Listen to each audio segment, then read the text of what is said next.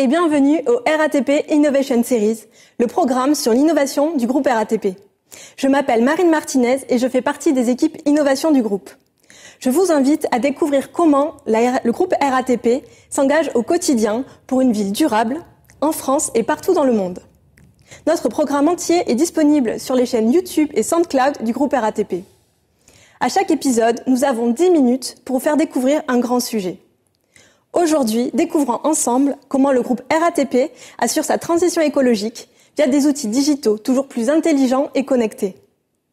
J'invite à me rejoindre Nathalie Jarroz, responsable eau, déchets et économie circulaire, et Aurélia Menasser, responsable performance énergétique, climat et éco-conception. Bonjour Aurélia, bonjour Nathalie. Bonjour. Bonjour Marine. Toutes les deux, vous travaillez au sein de la direction stratégie, immobilier et développement du groupe RATP. Vous menez ensemble un projet innovant dénommé Open. Nathalie, pouvez-vous nous dire ce que signifie Open ? Open est le nom d'un projet que nous menons à la RATP qui vise à mettre en place une plateforme de supervision des consommations d'eau et d'énergie pour les sites RATP. Open, c'est l'outil de pilotage de l'eau et de l'énergie.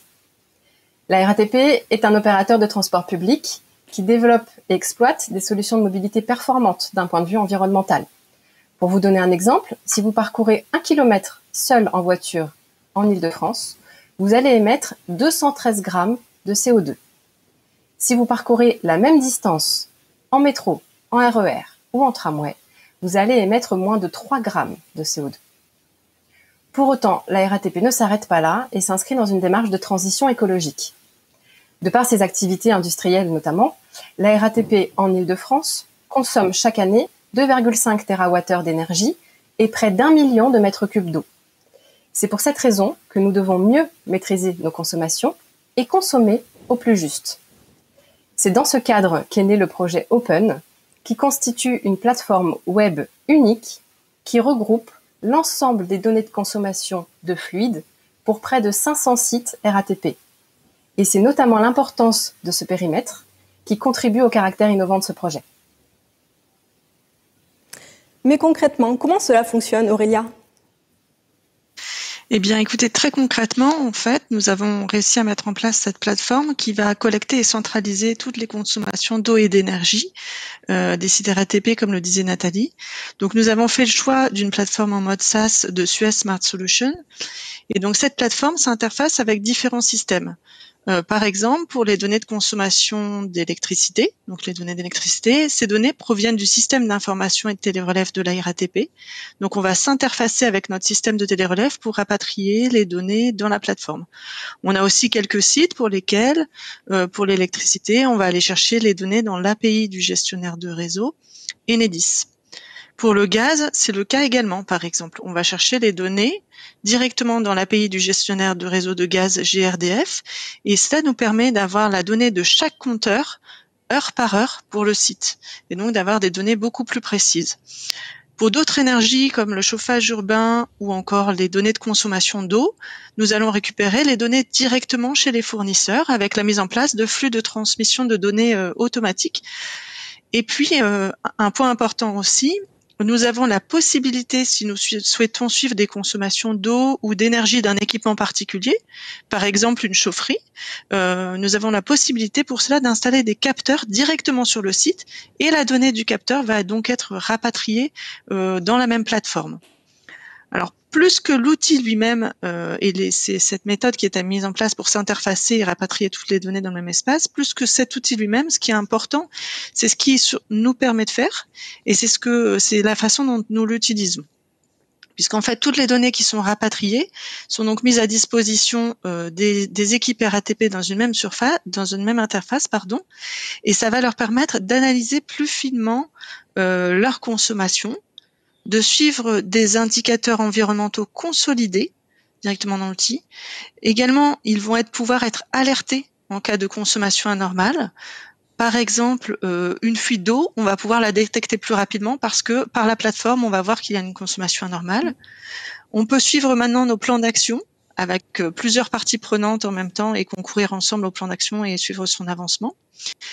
Et puis, on peut mesurer et vérifier l'atteinte de nos objectifs en termes d'économie des ressources. Et ça, c'est essentiel dans notre démarche. Très bien, merci beaucoup Aurélia. Où en est ce projet aujourd'hui, Nathalie ? Alors, l'outil est déployé depuis la mi-2020 sur l'ensemble du patrimoine RATP.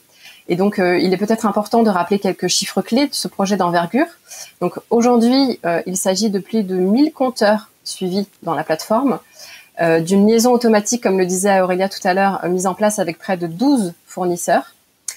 On suit aujourd'hui 115 sites tertiaires et industriels, mais également 369 gares et stations. Et nous avons à ce jour près de 350 utilisateurs et utilisatrices engagés pour le management de l'environnement. Alors, il s'agit de différents profils. On peut avoir des animateurs environnement, des gestionnaires de sites, mais également des mainteneurs, des équipements consommateurs et même des energy managers. Donc, concrètement, pour nous, Open accompagne les actions de transition écologique de toutes les équipes RATP. Et il est d'ailleurs à rappeler que tous les sites RATP sont aujourd'hui certifiés en management de l'environnement et de l'énergie. C'est donc un véritable atout pour nous pour parvenir aux objectifs de transition écologique du groupe RATP. Et par ailleurs, si je peux y rajouter, l'enjeu est double pour la RATP parce que il s'agit d'une part de réduire la facture d'énergie et d'eau, car il s'agit aussi d'un enjeu économique important, mais d'autre part, de renforcer l'impact positif des activités en matière d'environnement.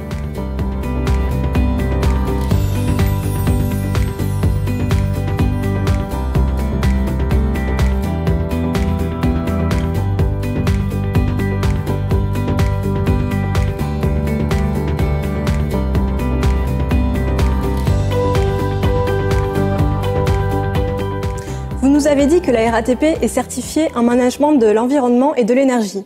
Mais concrètement, quels sont vos engagements, Aurélia ?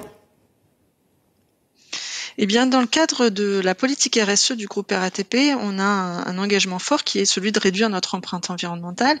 Et l'économie des ressources, c'est un enjeu essentiel de cet axe. Nous avons tous aujourd'hui pleinement conscience du fait qu'il faut préserver les ressources. Et donc, c'est fondamental, comme le disait d'ailleurs Nathalie en introduction, de viser la consommation des ressources au juste besoin. Et donc, la RATP a pris des engagements ambitieux et forts en matière d'environnement, parmi lesquels celui d'optimiser les consommations d'eau, mais pas uniquement. On cherche aussi, par exemple, à développer le recours à l'eau non potable lorsque c'est possible, pour économiser l'utilisation de nos ressources. On a pris également des engagements forts en termes d'énergie et de réduction des émissions de gaz à effet de serre, puisque le groupe s'engage à réduire de 20% ses consommations d'énergie d'ici 2025 et de réduire de 50% ses émissions de gaz à effet de serre d'ici 2025 également par rapport à 2015. C'est un beau challenge. Quelles sont les prochaines étapes, Nathalie ? Alors maintenant que l'outil a été livré aux utilisateurs, il s'agit désormais de poursuivre son déploiement et d'enrichir tous les plans d'action environnementaux grâce à l'analyse plus fine des consommations que permet justement l'outil Open.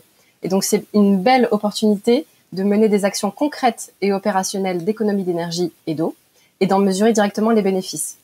Mais par ailleurs, nous travaillons d'ores et déjà à identifier d'autres applications d'Open au sein même de la RATP, par exemple avec un projet de déploiement de capteurs connectés pour la gestion des eaux d'infiltration dans les réseaux souterrains métro et RER.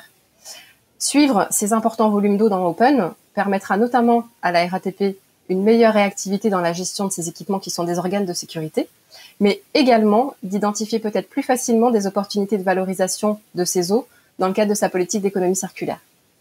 Nul doute que le fait de poursuivre le déploiement de l'outil auprès des utilisateurs va permettre d'identifier dans les prochains mois de nouvelles et de belles opportunités. Ça, c'est sûr. Un grand merci à vous deux, Aurélia et Nathalie. Et un grand merci à vous, spectateurs, d'avoir suivi cet épisode des RATP Innovation Series. Je vous invite à découvrir nos autres épisodes sur notre chaîne YouTube et SoundCloud. À très vite!